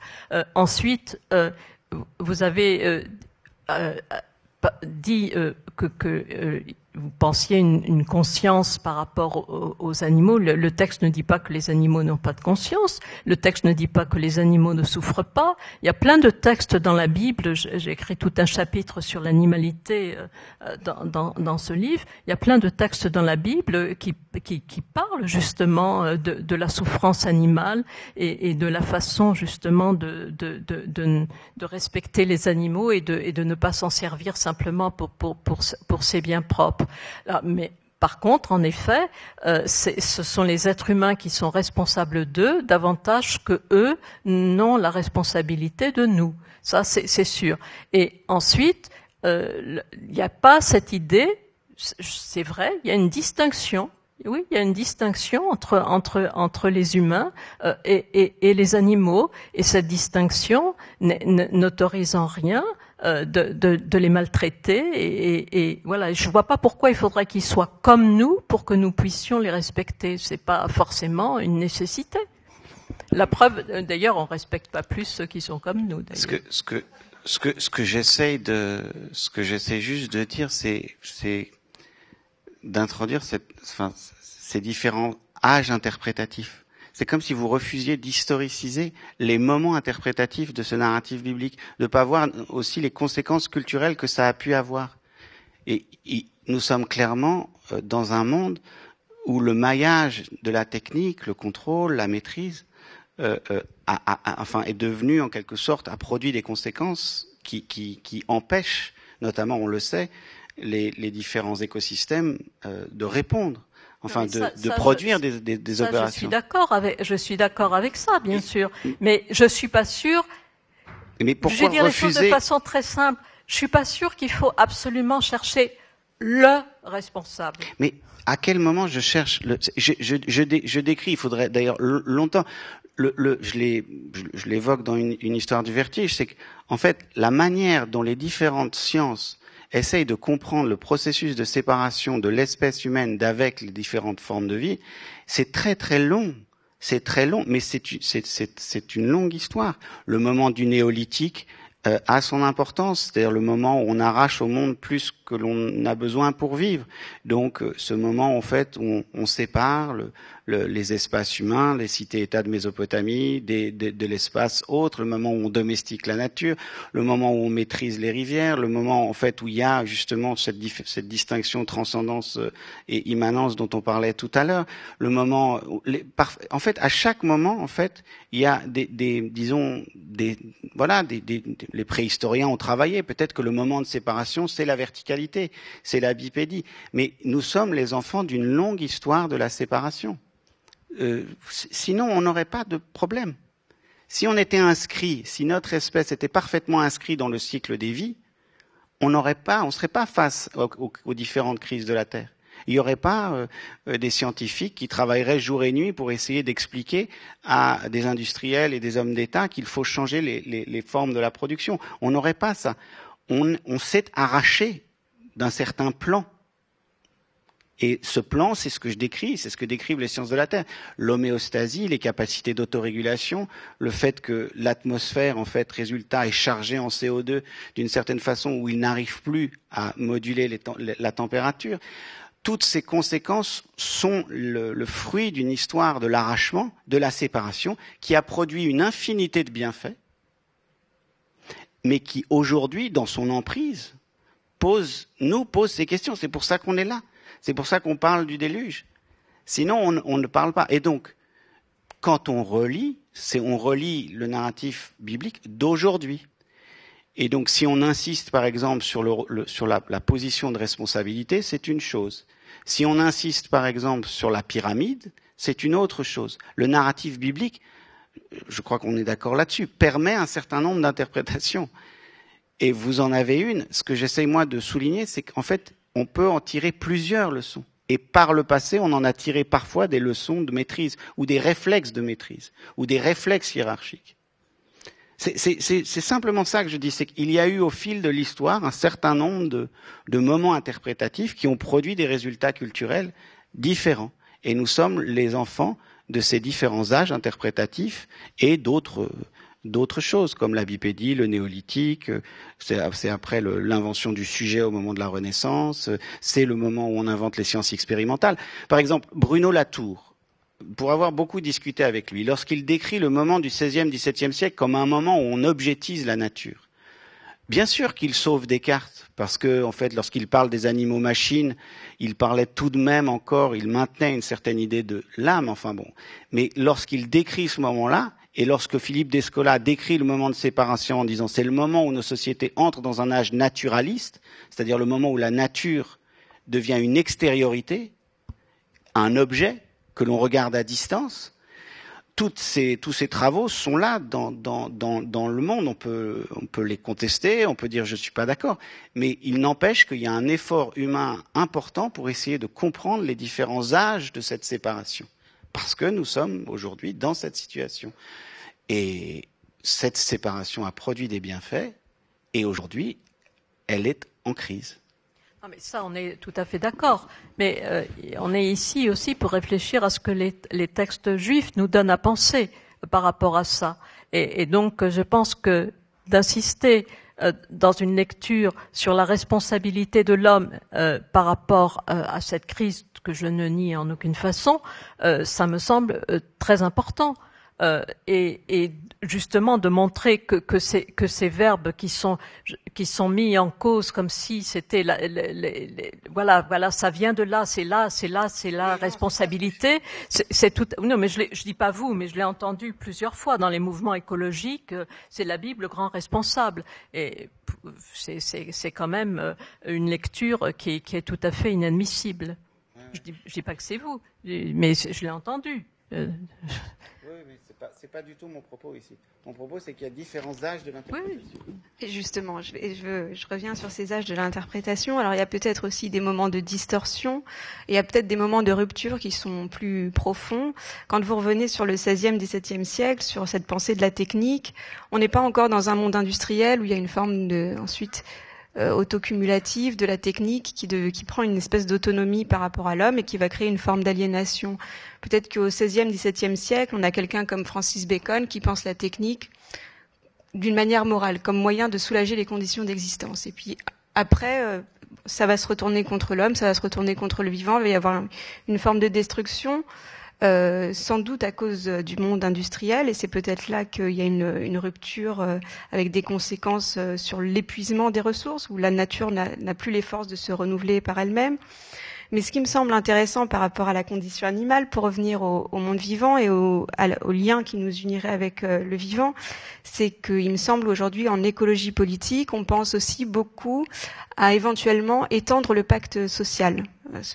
en introduction, je disais que, en fonction des modifications du milieu, l'homme s'associe pour répondre aux contraintes du milieu, etc. Mais je pense à une philosophe politique comme Corinne Pelluchon, qui a écrit un livre qui s'appelle Les Nourritures, Philosophie du corps politique, et qui essaye de voir dans quelle mesure il y a une manifestation de la prédation humaine à l'égard du monde animal, qui fait que le monde animal vit dans une forme de peur. Or, nos contrats sociaux aujourd'hui, on repose sur l'idée de dépasser cette crainte ou de dépasser cette peur dans laquelle on vivait à l'état de nature avant la vie politique. Ça veut dire que le pacte social aujourd'hui doit être modifié pour intégrer le vivant et le monde animal également. Ce qui pose plusieurs problèmes. Alors, on va revenir d'abord sur l'idée du pacte social aussi avec le monde animal qui existe dès la Torah. Dans les textes de la tradition juive, il y a un lien contractuel, il y a une forme peut-être de domination, mais il y a une nécessité de préservation. L'autre problème que ça pose, puisque vous avez une formation de juriste aussi, c'est la considération de l'animal comme étant une personne juridique. Est-ce que ça c'est possible? Dans quelle mesure est-ce que c'est possible? Est-ce que l'animal lui-même est un sujet moral? Est-ce qu'il y a une projection anthropomorphe là sur l'animal? Enfin, on pourra reparler de ça, je pense au procès des cochons au Moyen-Âge, on pourra reparler de la manière dont l'animal peut entrer dans un pacte social. Mais tout d'abord, revenir avec vous, Catherine Chalier, sur cette dimension de pacte avec les animaux qui existe, ou de pacte avec le vivant dans la Torah.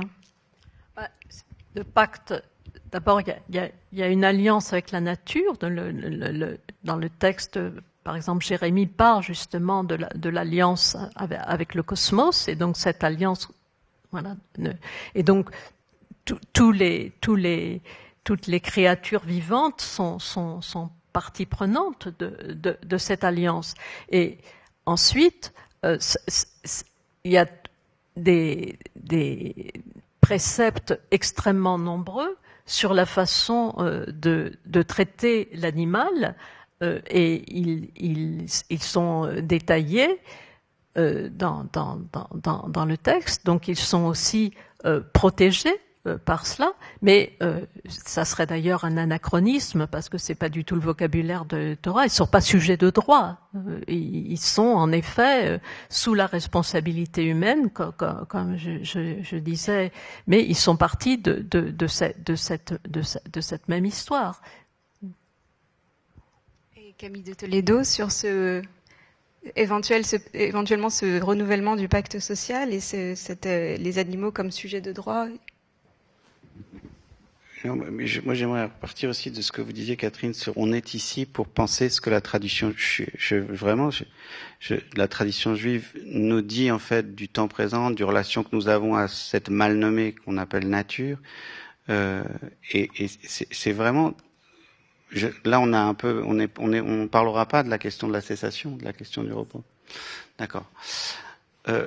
Moi, il me semble que, voilà, quand je me pose la question, quelle est la contribution juive justement à cet état de la terre, quelle est la contribution de la tradition, en fait, à des opérations de réparation, de tikkun?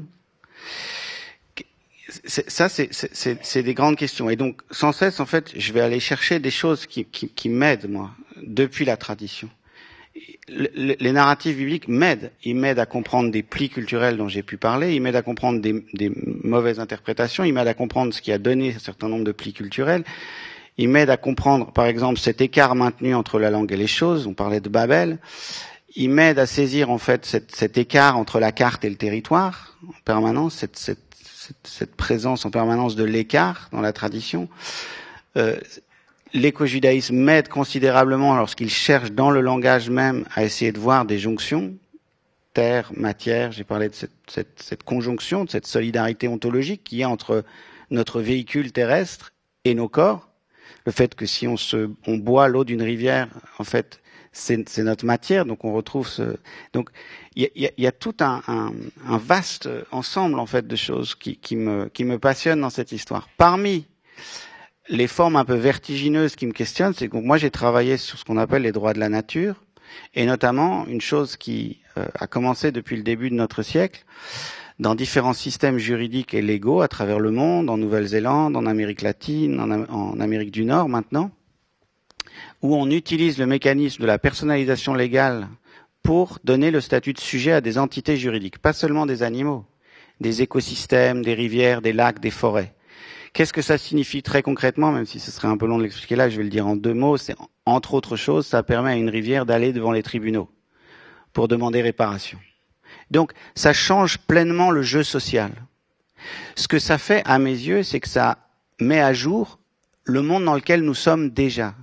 C'est-à-dire un monde où sans cesse, comme dans le narratif biblique, et c'est pour ça qu'il est si inspirant, il y a des manifestations, alors que ce soit des manifestations du divin ou des manifestations qui se relèvent du châtiment, mais des manifestations, les méga-feux, différentes formes du déluge, qui nous obligent à changer, à réformer nos langages, nos manières d'habiter.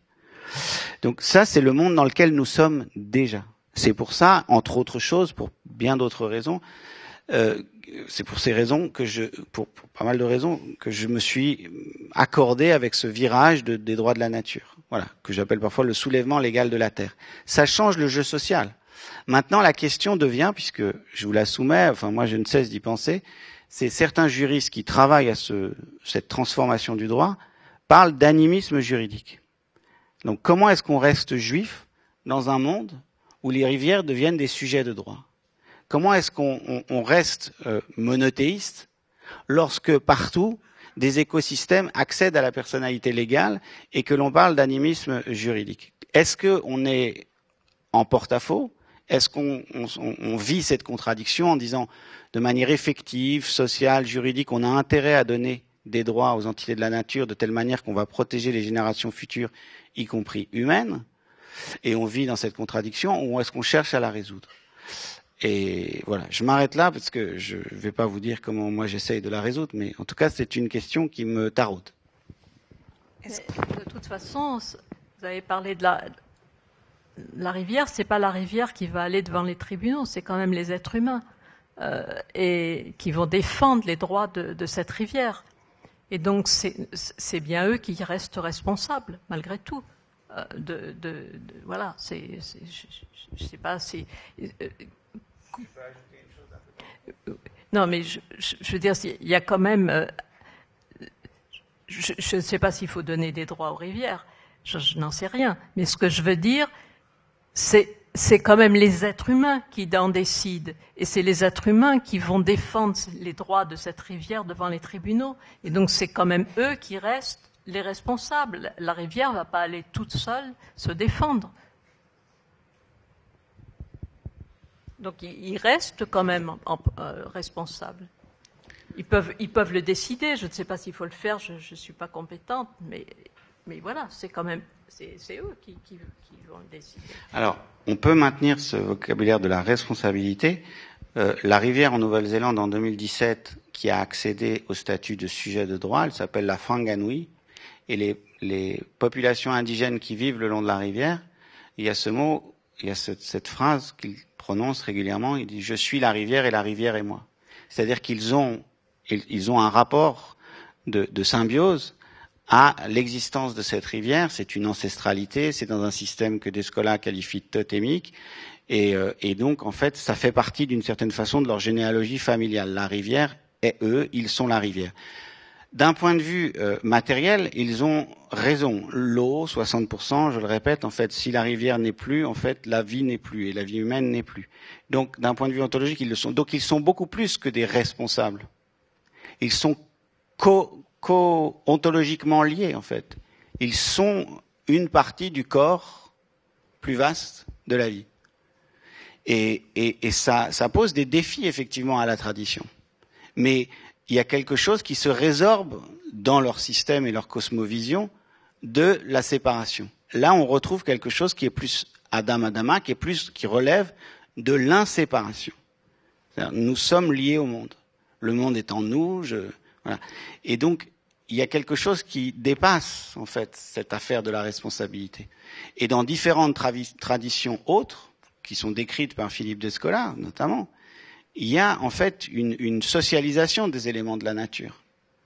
Le premier juriste à avoir travaillé là-dessus, Christopher Stone, se demandait comment défendre des séquoias qui vivent 2000 ans. Et il s'est posé la question de savoir si oui ou non il fallait leur donner le statut de sujet pour qu'ils puissent se défendre. Bien sûr qu'il y a des traductions. J'y consacre certaines pages à la question de la traduction. Il y a des interprétations. Mais comme nous, lorsque nous allons devant des tribunaux, nous sommes traduits par des avocats, par des spécialistes du droit, etc. C'est qu'on vit dans un régime, j'ai parlé d'habitat narratif, de représentation, de traduction, de médiation. Et donc, ce sera le cas. Et c'est déjà le cas pour les entités de la nature.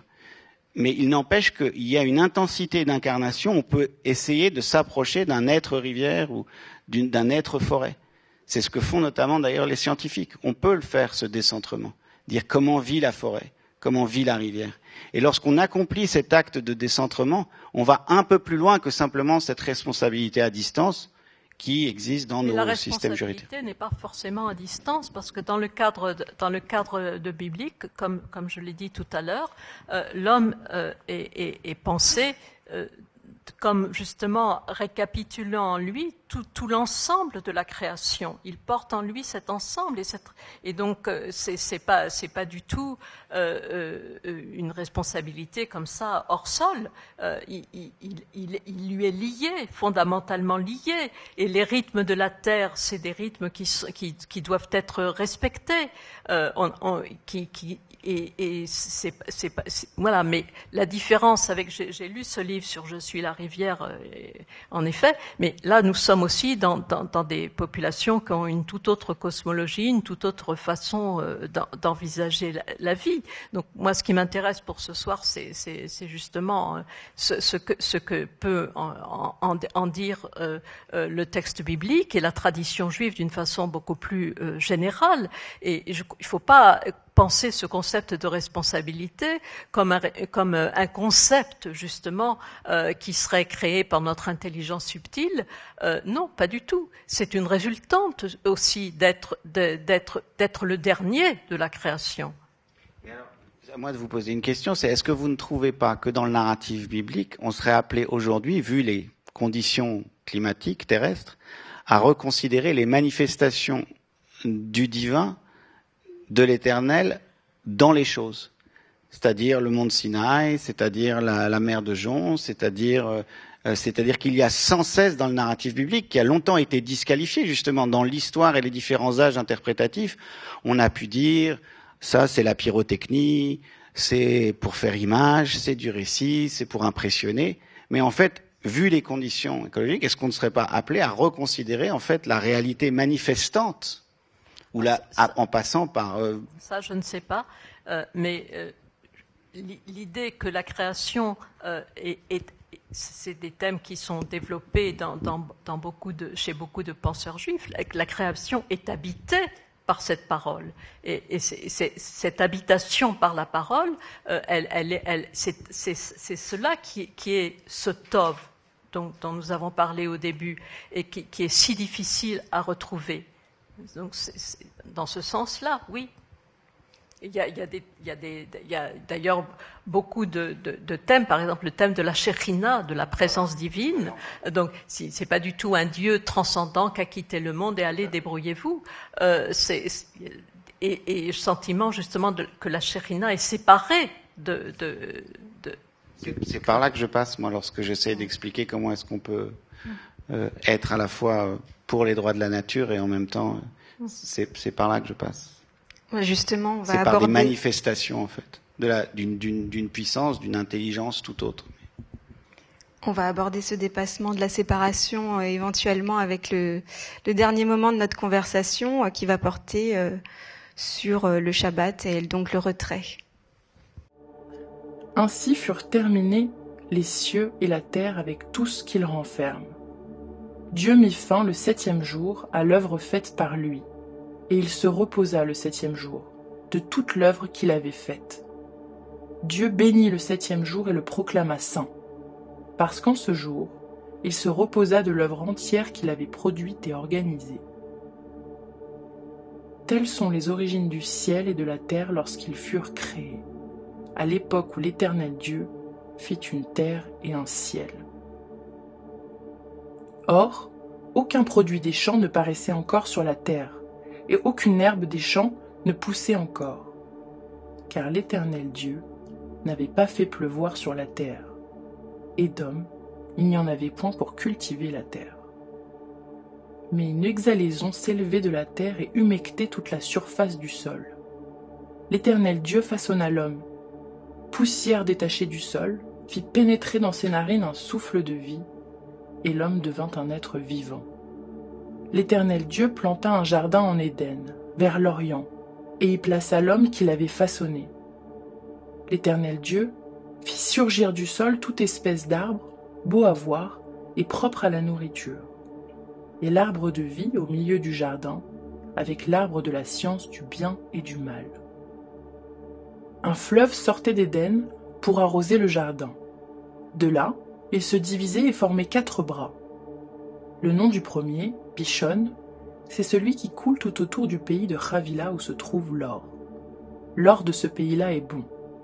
Là aussi, le bdellium est la pierre de Shocham. Le nom du deuxième fleuve, Gihon, est celui qui coule tout autour du pays de Couche. Le nom du troisième fleuve, Hidékel, c'est celui qui coule à l'orient d'Achour. Et le 4e fleuve était l'Euphrate. L'Éternel Dieu prit donc l'homme et l'établit dans le jardin d'Éden pour le cultiver et le soigner. L'Éternel Dieu donna un ordre à l'homme en disant : tous les arbres du jardin tu peux t'en nourrir, mais l'arbre de la science du bien et du mal, tu n'en mangeras point, car du jour où tu en mangeras, tu dois mourir. On voulait aborder dans cette 3e partie de la conversation la question de la cessation, comme vous le formuliez, Camille de Toledo, mais aussi la question du retrait et du Shabbat comme étant justement éventuellement une ressource pour penser cette rupture avec l'aliénation technologique ou voilà qui est dans qui existe dans le monde industriel.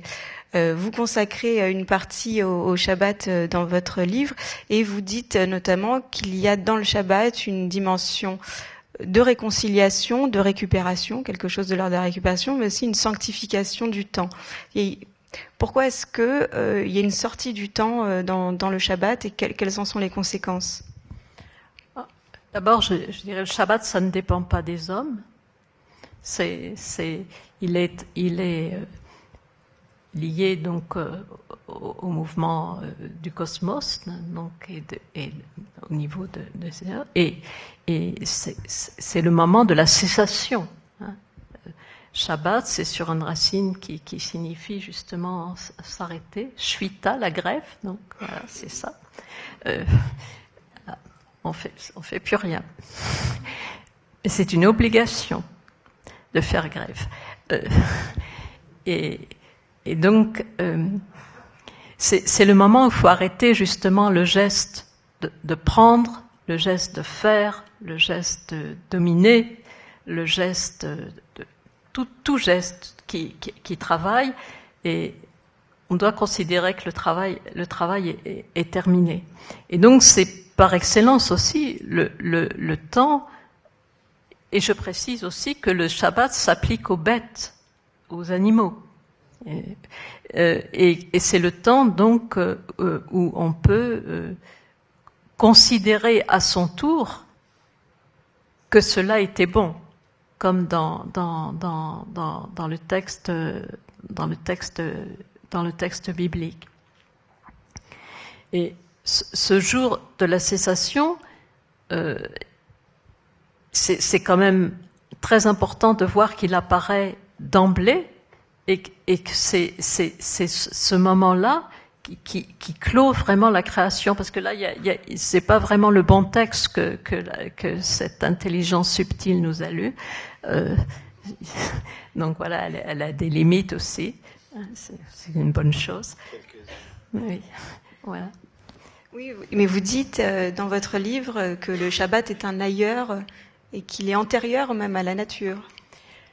Oui, alors ça c'est dans des textes midrashiques qui dit que le Shabbat justement est antérieur à la nature et il y a toute une série de choses qui est créée avant la nature, dans ce texte midrashite. Entre autres, d'ailleurs, j'y pense par rapport aux animaux, la bouche de l'ânesse de Bilam qu'il maltraitait. Et alors, les rabbins se demandent, mais pourquoi donc cette bouche aurait été traitée justement avant la création, justement pour mettre en garde les hommes sur le fait de maltraiter les animaux qui ne peuvent pas dire leur souffrance, pour faire un petit retour en arrière. Et donc, il y a le Shabbat aussi, c'est ce moment où chacun doit reprendre souffle, doit reprendre souffle et doit pouvoir arrêter le geste de prendre, le geste de transformer, le geste de dominer, le geste d'ajouter quoi que ce soit à la création. Camille de Toledo, dans l'idée du Shabbat, il y a une idée de séparation, une forme de rupture, mais qui serait là, qui œuvrerait plutôt à une forme de réconciliation. Donc c'est une forme de séparation, mais là positive. Alors, oui, c'est pas la même espèce de séparation. En fait, lorsqu'on aborde ce moment, moi, il me revient les images assez émouvantes, faut dire, du moment où ça s'est arrêté à l'échelle planétaire, assez récemment, lorsqu'on a été contraint de rester chez soi pour dialoguer, éviter, contourner une petite entité non humaine qui a produit beaucoup d'actions dans le monde. Et lorsque l'on voyait arriver des images de certains centres-villes où on voyait se promener des formes animales, je me souviens des dauphins dans la lagune de Venise. Ça, c'est l'effet de la cessation.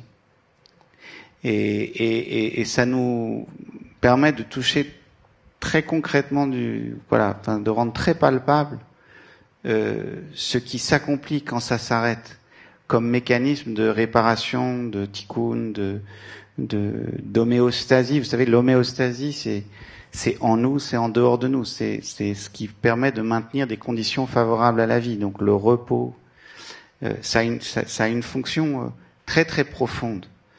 Et donc oui, quand on se pose la question de que peut la tradition dans le temps présent, dans les urgences du temps présent, la centralité de cette cessation est fondamentale en fait. C'est-à-dire dire que ça a précédé, comme vous le dites, dire que ça a précédé la création, dire que c'est la centralité du temps, dire que ce temps de cessation est un moment qui poursuit la création.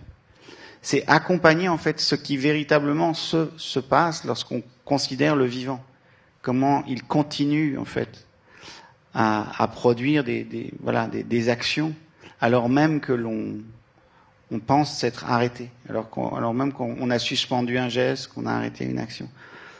Et donc ce moment-là, il faudrait le mettre entre les mains de toutes celles et ceux. Moi, vous savez, j'avais un père, c'est comme ça que j'étais un peu initié assez tôt à l'éco-anxiété, ce que maintenant on appelle de façon un peu savante la solastalgie, c'est le sentiment de perdre le monde ou de perdre nos appuis au monde. J'avais été initié par mon père, qui avait lu un peu avant tout le monde, parce qu'il étudiait aux États-Unis, en Californie, ce qu'on appelait le rapport Meadows, qui est un rapport qui disait en somme qu'on ne peut pas penser une croissance infinie dans un monde fini. Et il vivait aussi avec cette idée qu'en fait il fallait parfois arrêter de croître et multiplier, que parfois il faut stopper en fait, il faut à un moment donné. Donc j'ai grandi par exemple avec l'idée que je tenais mon existence à une exception à cette loi, puisque en fait il voulait pas engendrer, il voulait mettre fin au cycle des toldotes, des générations. Et donc en fait moi j'ai grandi avec cette ombre portée de l'éco-anxiété, de ce qui arrive à la planète depuis les années 70, depuis ma naissance. Ça fait déjà quelques années que je vis avec ça.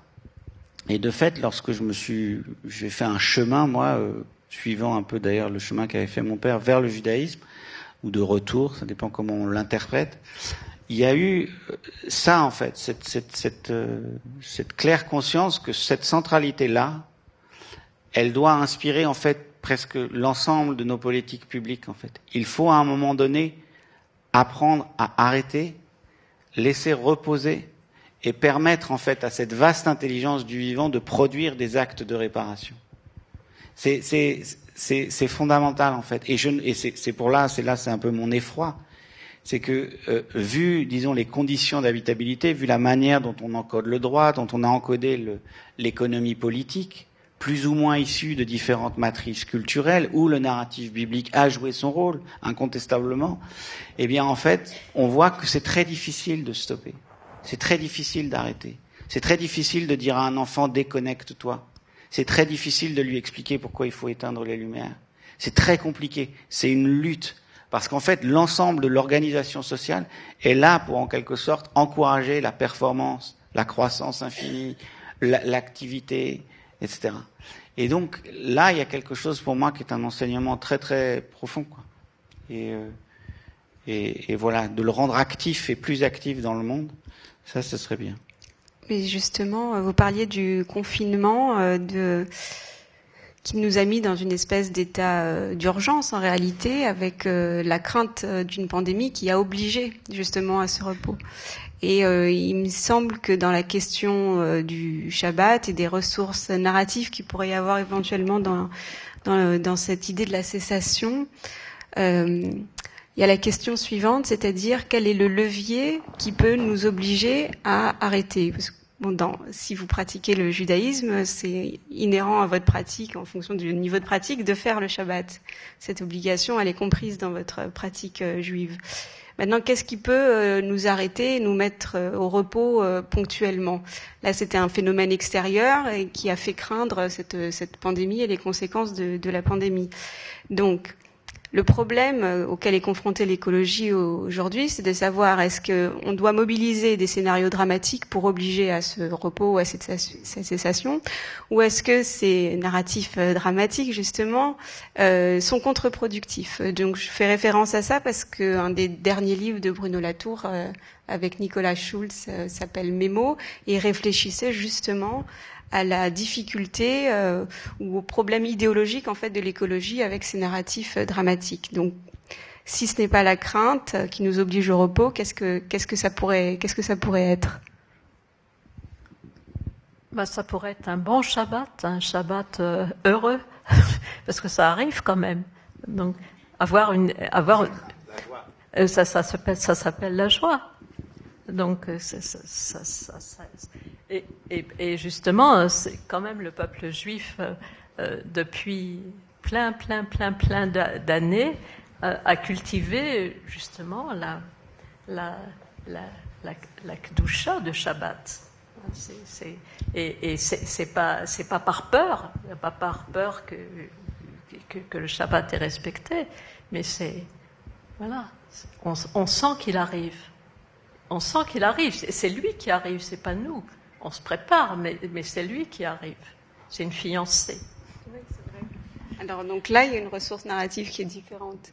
En tout cas, je posais la question par rapport à cette interrogation qu'il y a dans l'écologie politique. J'avais mis en exergue une phrase de Ernst Bloch, qui a écrit un bien beau livre à des moments bien sombres de l'histoire humaine. Et cette phrase, c'est « La joie est plus forte que la loi ». Alors, je ne sais pas s'il faut les comparer, mais en tout cas, il y a certainement différents affects aujourd'hui qui sont mobilisés. Un des affects, ça reste la peur. C'est toutes les théories de l'effondrement. C'est ce qu'on appelle aussi la collapsologie.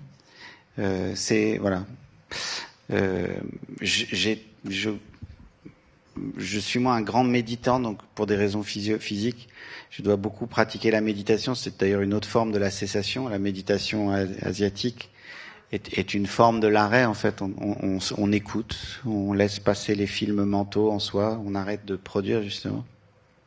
Et voilà, il y a pour moi, il y a cette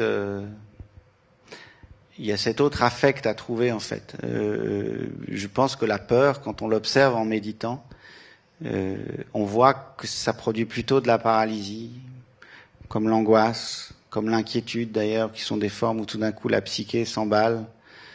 Mais ça ne pose pas en fait, ça ne se repose pas. Et donc je pense que la joie est un très bel affect dans l'engagement. Je pense que le simple plaisir du repos, de se reposer. J'aime beaucoup ce verbe reposer, en fait. Reposer les termes de l'habitation. laisser se reposer des milieux, des écosystèmes.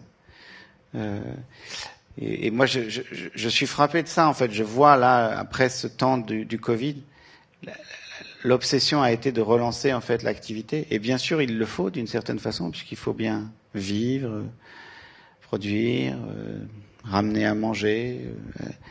Mais malgré tout, en fait, il y a cette claire preuve que si on laisse se reposer, en fait, les milieux et le corps lui-même se régénère. Donc pour moi, en fait, disons l'espoir, la joie, ça passe notamment par des formes de politique qui sont beaucoup plus thérapeutiques et beaucoup moins de l'ordre du contrôle.